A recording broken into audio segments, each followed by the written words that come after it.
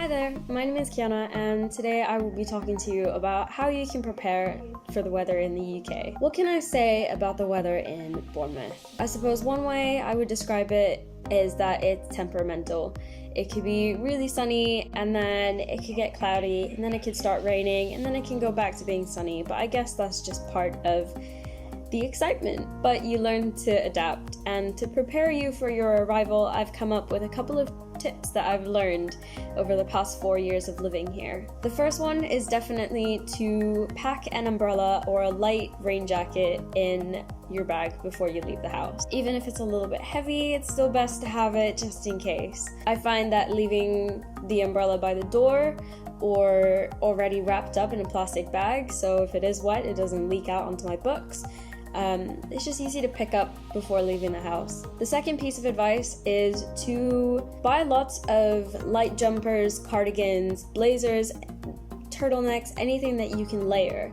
Because like I said before, the weather can change at any point during the day. I find that there's loads of sales, especially now during the summertime, to prepare for autumn arrivals on different sites like H&M, or you can even go on Depop or secondhand online stores to find the exact clothing that you're looking for. The other thing I've learned about the UK is that the seasons are quite different. I come from a tropical island where it's either super sunny or it's monsoon season. In the UK, you have spring, summer, autumn, and winter.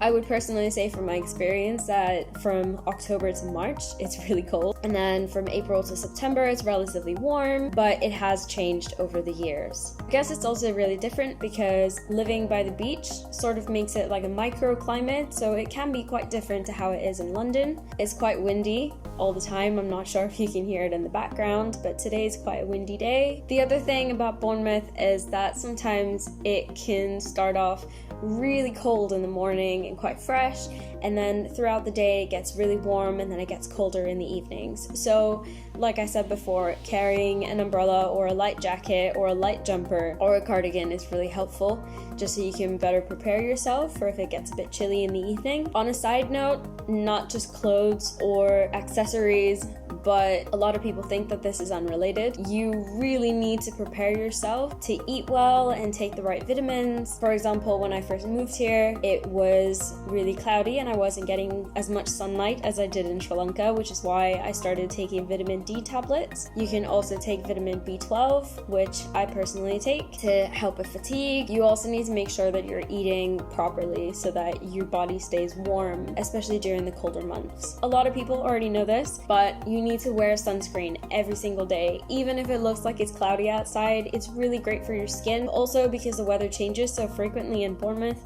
it's really great to just have sunscreen on to prepare yourself in case it does get sunny, because you don't want to burn. There's loads of different moisturizers that already have SPF in them, which is really great. I would also suggest getting lip balm because in the summertime it prevents your lips from burning, but also in the winter it just keeps it from getting all cracked and dry. The other really important piece of advice I can say is only pack what you need when you're moving to Bournemouth, because there's loads of different charity shops that offer student discounts.